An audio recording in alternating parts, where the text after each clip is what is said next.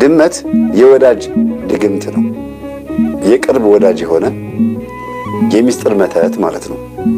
የኛው ሰው ነው አብሮን ያለው፣ ግን አብሮን እያለ ምን እንዳደረገ እንዳናቀው ገንዘብ ይሆናል ወይ ጊዜያችን ወይ የሆነ ነገራችንን እየሰለበ ነው፣ ግን አብሮን ያለው ሰላም ነው። ነው አብሮ ይበላል፣ አብሮ ይጠጣል፣ አብሮ ይንቀሳቀሳል ይላል፣ ግን ሰላም ነው ወይ ደግሞ ሌባ ነው ወይ ደግሞ ችግር አለበት ማለት ነው።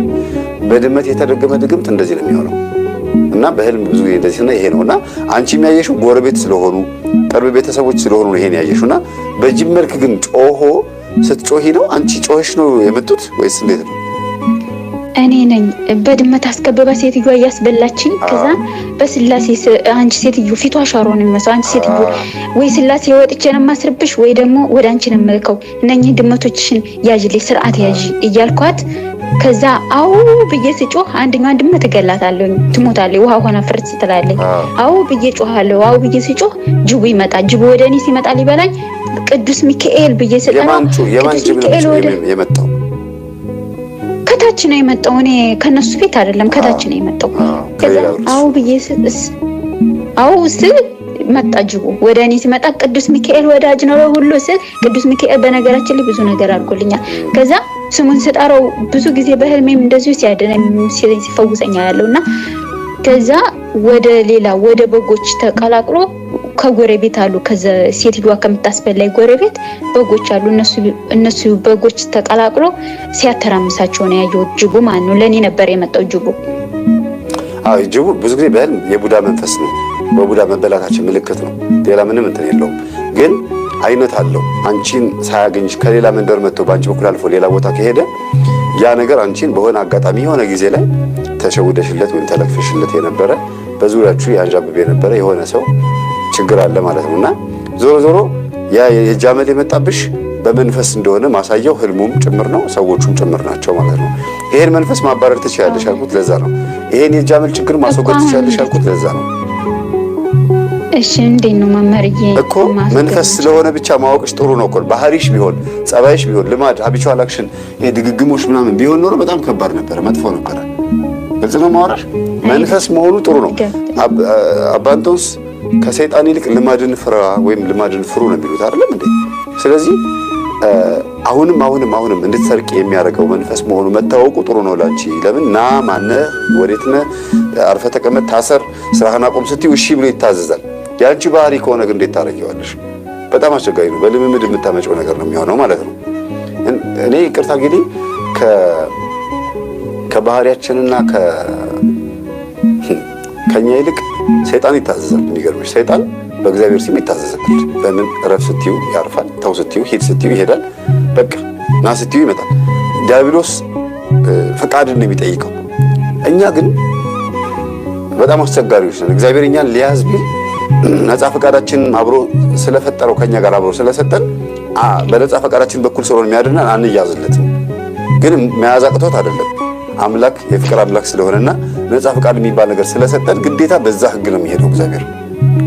እና ሙልጭልጭ ውሃ የነካው ሳሙና በዚህ ስትዩ ሙልጭ ብሎ ዱብ ብሎ አፈር የሚቀብ ሳሙና ታውቂያለሽ? እንደዛ ነን እኛ። የሆነ ሳሙና ውሃ ሲነካው እንዲህ ስትታጠቢበት ሙልጭ ብሎ ይወድቃል፣ ወይ ሽንት ቤት ይወድቃል፣ ወይ ስታንሹ አንቺ ልትታጠቢበት ያዝሽው ሳሙና መልሶ ቆሽሽና አጣቢው አንቺ ትሆኛለሽ። ሳሙናውን ታጥቢዋለሽ። ሊያጥብሽ የመጣው ይታጠባል ማለት ነው። እንደዚህ ነው የሆነው። የኛ ህይወት እንደዚህ ነው የሆነው። ስለዚህ ይሄ ነው። ሌላው የወንድን የምትቀርቢበት መንገድ ወይም ደግሞ ጓደኛ የምትይዥበትን መንገድ እናውራ። ይዘሻል? ፍቅረኛ ያለሽ? እኔ ጓደኛ የለኝም። ለምን? ሞክረውሻል? እኔ አልፈልግም። ኖ ጥያቄ አቅርበውልሻል ወይ ነው የምልሽ? እኔስ ከሰው ጋር ስቀርብ እኮ ነው መምህሬ። እንዴ ያዩሽ አያናግሩሽም? እንዴት ነሽ ሰላም ነሽ አይሉም እንዴ? እንዴ አዘጋባቸዋለሁኝ። ስልኬን ቀይር ነው ማለት። እሺ በአካል ስልክ ቀይር ነው። በአካል እንዴት ነሽ ሰላም ነሽ ብሎ ያዋራ የለም? በአካል እኔ ሰው የሚያገኘኝ አልሄድም። ኢጃዛ ቦታ ሰው ባለበት አልሄድም። ይሄ ነው ትልቁ ችግር እንግዲህ አየሽ። አሁን ዘጋግቷል። ከመጀመሪያም ጀምሮ በቃ የኔ ናት ብሎ ዘጋግቷል። ልክ የመንፈስ ዘበኛ እንደተቀጠረባቸው እህቶች አንዳንድ ጊዜ ገጠመኝ ላይ ሲናገር አልሰማሽም? ማንም ወንድ እንዳይቀርባቸው ሰውነታቸውን ያሸታል፣ አፋቸውን እንዲሸት ያደርጋል፣ ቃላታቸውን ንግግራቸውን እንዲገማ ማንንም ሰው እንዳይቀርቡ እሷ በቃ ምንም አትረባም እንደው መልክ ብቻ ዝም ብሎ በቃ ቅርጽ ሰውነት ብቻ ይባላሉ አንዳንድ እህቶች። ለምን ሲባል የኔ ናት ብሎ ያገባ መንፈስ በውስጥ በኩል አለ።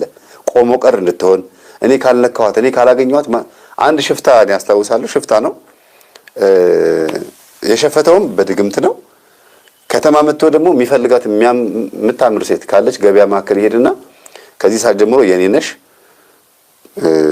ቤትሽን ለሱ ለአብሮሽ አብሮ ላለው ሰው ሂጂና አሳዩና ከዛ ቤት መጥቼ እናትሽን አናግራታለሁ ከዚህ በኋላ አንቺ ዙሪያ ወንድ እንዳይገኝ ይላታል። ይሄን ቃላት ነው የሚናገረው። የሚገርምሽ በሰፈር በሙሉ የሱ ነች ከተባለ ማንም አይነካትም። ሽፍታ ነው አስቢ እንግዲህ የሱ ነች ከተባለ ማንም አይነካትም። ገና በንግግሩ ነው እንግዲህ አይነ ጥላ መጥቶ ላይ የሚሰፍርባት የዚህ ሰው አይነ ጥላ የእውነትም እሱ ሞቶ እንኳን የሚገርምሽ ሽፍታው ሞቶ ተገድሎ እንኳን ማን ይጠጋት?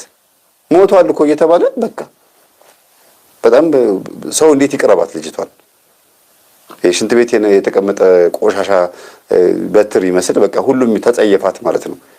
ግን እሱ መጥፎ ሰው ሆኖ አይደለም ማለቴ እሱ ጋር እንደ ስንት ሴቶች አሉ ብዙ 2-3 ወንዶች ጋር ሄደው ወልደው ሌላ ደግሞ ትዳር የሚያገኙ አሉ። ግን እቺ ሴት መጀመሪያም ሽፍታው ላይ ያለው በቃ ይሄ የሚያፈጥበት ኃይለኝነቱ ድግምቱ ለጥይት እንዳይመታው አድርጎ የሚያስደግመው ነገር ምናምን የሚያደርገው ነገር አብሮት ስላለ ልጅቷ ልክ ሲያናግራት መንፈስ ላይ ያድራል። የሚቀርቧት ወንዶች በሙሉ ሽንት በሽንት ነው የሚሆኑት፣ ፈሪ ይሆናሉ። ፍቅሩን ለመናገር አፉ ይንተባተባል። አንዳንድ ወንዶች አይታችኋል ይልና ምን ሆነህ ነው አውራ ሲባል በቃ ዱዳ ነው የሚሆነው።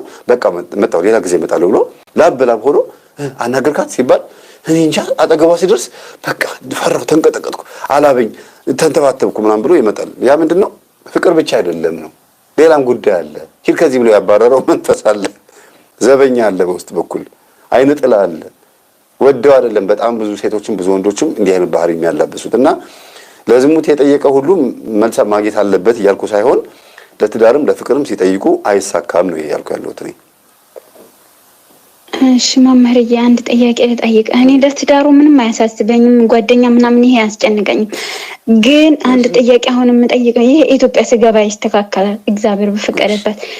አሁን እኔ ላለሁበት እንትን ነው የምፈልገው ምንድነው ቅድም የጀመርኩልህ ማጨረስኩት የሚቀርታ መምህርዬ የምንም የማይሰማ የማይናገር ህፃን ልጅ የሱን ሰውየው አሸክሞኝ ከዛ ወደ ቤታቸው እየሄድኩኝ ልጃቸውን ልሰጥ ወደ ቤታቸው እየሄድኩኝ ቤታቸው ውስጥ ሰው አጥቼ አረ ልጅቱን ስሟን እየጠው እሷ እንኳን የለችም ወንድሟንም እየጠረቁ እሱ እንኳን የለም እያልኩኝ ቤታቸው ሰው አጥቼ